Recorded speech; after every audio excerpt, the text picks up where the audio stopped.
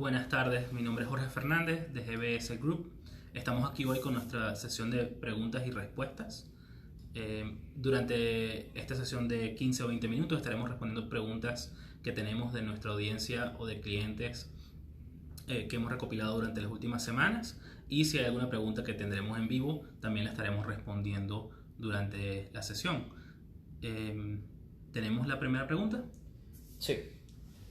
Primera pregunta es, no he logrado presentar mi declaración personal a tiempo. ¿Qué puede suceder?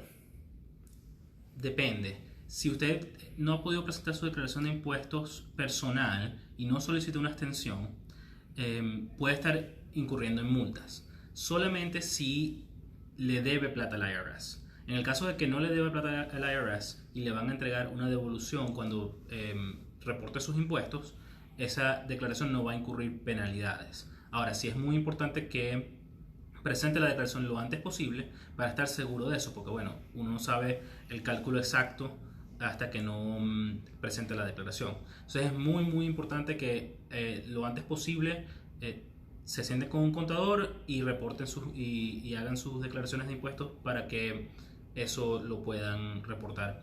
Lo que también tienen que tomar en cuenta es que esto es el tema federal de la 1040. En el caso de también ser sujeto a impuestos estatales, es posible que hayan otras consecuencias, y eso es algo que varía de estado a estado. En el estado de Florida y en Texas no hay reportes estatales para personas naturales, entonces no hay ninguna penalidad que pueda estar incurriendo adicional. Pero sí es muy importante que chequeen con su estado y que aprovechen y hagan eso a tiempo. Y si por alguna razón en años a futuro no van a poder declarar a tiempo, hagan pagos estimados de impuestos o calculen un estimado de impuestos que puedan pagar para minimizar las penalidades e intereses, y asegúrense de que su contador entere una extensión de impuestos que le da hasta el 15 de octubre para hacer la presentación de las formas. Recuerda que esto nunca es una extensión de pago. El pago siempre está para el 15 de abril. Ok. Segunda pregunta es, tengo un apartamento en alquiler en Houston, Texas, pero no vivo en los Estados Unidos. ¿Debo incluirlo en mi declaración personal de impuestos? Sí. La respuesta es sí. Si usted tiene cualquier tipo de ingreso, aunque ese ingreso no esté generando ganancia, debe declararlo por varias razones. Uno, porque hasta que no se hagan los cálculos necesarios, no sabemos si realmente hay una ganancia o una pérdida. Y dos, porque esas pérdidas, si en dado caso de que sean pérdidas lo que estén generando, se pueden utilizar para disminuir ganancias en el futuro y se pueden ir acumulando. Pero si no se reportan, no se pueden acumular. Entonces es muy importante que, aunque sea foráneo, reportes esos ingresos. Vas a necesitar solicitar un número de ITIN, y pueden contactarnos o buscar en internet de cómo tener un número ITIN para poder declarar esos impuestos. También tenemos una sesión de preguntas y respuestas en nuestro canal de YouTube que habla sobre ese trámite. Y para poder declarar los impuestos y pagar lo que tengan que pagar, o acumular las pérdidas que tengan que acumular. Lo otro muy importante de eso es que el tener esto al día en el momento de la venta de la propiedad va a facilitar muchos de los trámites de devolución de la retención de impuestos que le pueden hacer. Entonces, cuando un foráneo vende una propiedad en Estados Unidos, le van a hacer una retención de impuestos normalmente entre el 10 y el 15% del valor de la venta, independiente de que tengan una ganancia o pérdida en la propiedad. Entonces uno después tiene que cumplir con una serie de procedimientos para que le devuelvan lo que no corresponde haberle retenido, y el tener el número de ITIN y haber hecho sus declaraciones a tiempo ayudan y agilizan ese proceso. Ok. Soy de México y quiero invertir en el negocio de un amigo en los Estados Unidos. ¿Qué debo saber sobre los impuestos? Depende del tipo de negocio que esté invirtiendo. Si uno está invirtiendo en una corporación tipo C, esa corporación va a estar a cargo de declarar sus impuestos y pagarlos y enterarlos al nivel federal y estatal. En el caso de que esta compañía sea una LLC tipo sociedad de personas o un partnership en los Estados Unidos, si tú eres foráneo y vives fuera de los Estados Unidos y eres no residente fiscal, vas a ser sujeto a una retención de impuestos a la tasa máxima del 37%. Entonces esto es algo que tiene que tomar en cuenta no solamente usted como persona, sino la compañía, porque eso es algo que la compañía va a tener que pagarle al IRS al final de todos los años sobre sus ganancias, independiente de que el siguiente año se estén reinvirtiendo esas ganancias. Entonces es algo muy importante tomar en cuenta desde el punto de vista de flujo de caja de la compañía para efectos de asegurarse que tengan con qué pagar esa retención. Esa retención no pasa en las corporaciones tipo C. O sea, nuestra recomendación para muchas personas foráneas es que tengan corporaciones para que no estén obligados a tener esa retención. Ahora, siempre es importante que hablen con un asesor de impuestos o corporativo o legal para que estén seguros de que para el negocio específico sea la vía adecuada, la corporación o un partnership. Ok. Me gustaría utilizar mi fondo de retiro 401k para iniciar un negocio en paralelo a mi trabajo. ¿Estoy exento de pagar impuestos por utilizar esos recursos?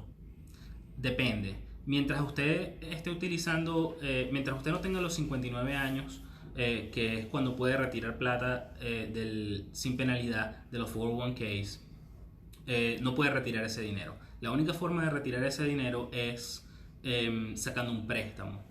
Ahora, con esos préstamos hay que tener un poco de cuidado porque en dado caso de que usted después decida irse de su trabajo o algo pase que requiera que usted se vaya de su trabajo, ese préstamo va a estar, hay que devolverlo de forma inmediata o lo van a descontar del 401k, que va a tener implicaciones de impuestos y penalidades, como si hubiera sido un retiro. Entonces es muy importante de que si están pensando utilizarlo, intenten de que sea después de los 59 años para que los retiros puedan ser retiros regulares, que también hay que tomar en cuenta que van a ser sujetos a impuestos en el momento de retirarlo, igual que en cualquier retiro de los 401k cuando después de los 59 años. Entonces es muy importante que eso lo tomen en cuenta, y si pueden evitarlo, evítenlo porque trae consecuencias que pueden ser problemáticas en el futuro. Okay. Tengo una casa que alquilé a través de Airbnb por 10 días en el 2018. ¿Estoy exento de pagar impuestos por ese alquiler? No. El Airbnb, cuando usted le alquila la casa, te va a pedir también una serie de información y ellos van a reportar una 1099 por esas rentas.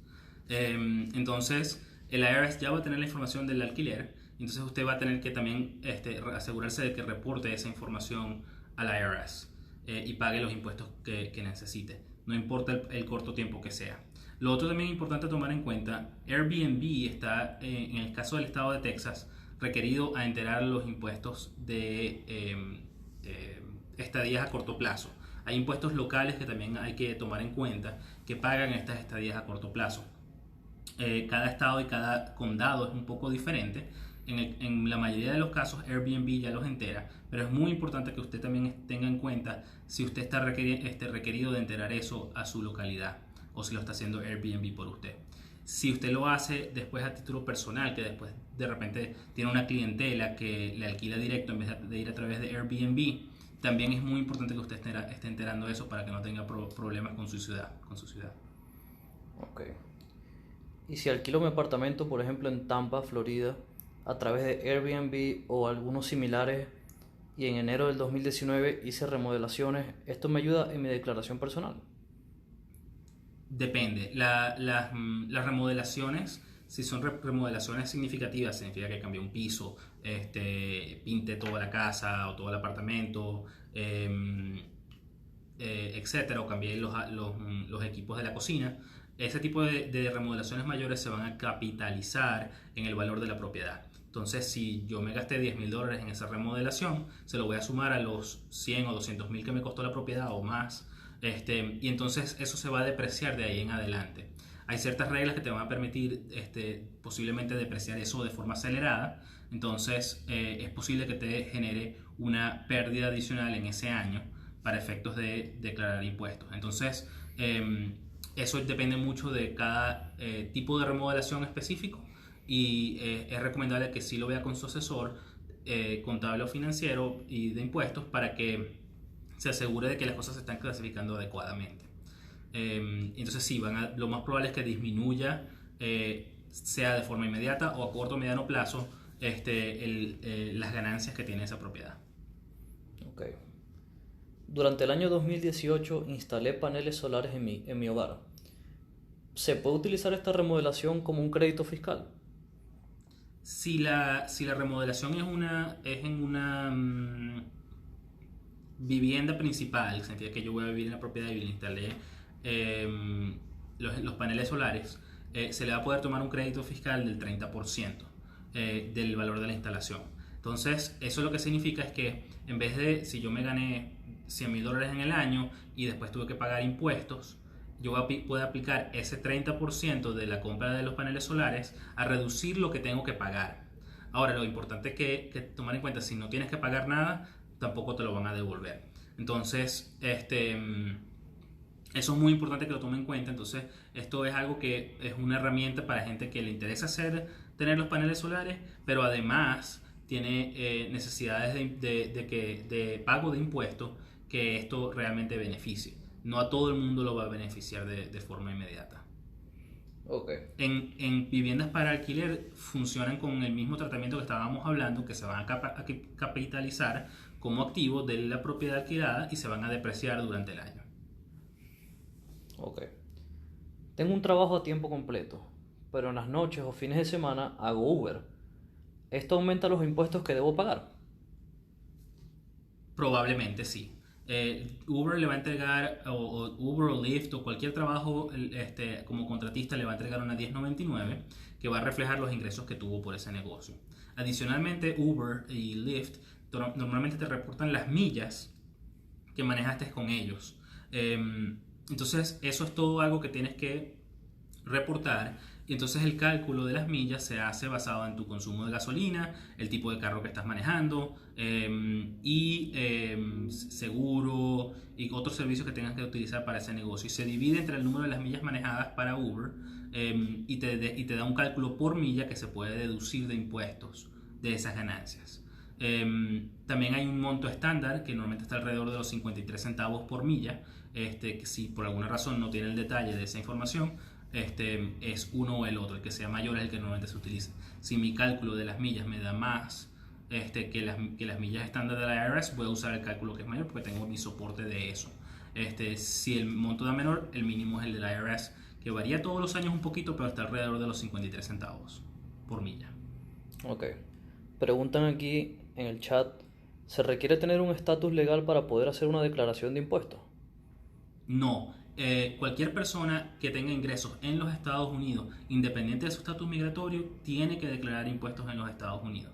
Entonces, incluso personas que están en los Estados Unidos como ilegal, tienen que declarar sus impuestos en los Estados Unidos y las leyes de impuestos son completamente aparte de las inmigratorias. Toda persona que no viva en los Estados Unidos, que tenga ingresos en los Estados Unidos, sea por las rentas o por si de repente tuvo que visitar porque dio una charla, porque es un conferencista o un actor o un artista, también esas personas son sujetas a impuestos sobre lo que hicieron en los Estados Unidos. Entonces es muy importante que lo tomen en cuenta. Ese es el trámite del ITIN, el número de identificación de impuestos que se solicita, y es algo que cualquiera tiene que tomar en cuenta. Ok, por ahora no tenemos más preguntas. Entonces, podemos... Bueno, nuestro próximo seminario es la semana que viene.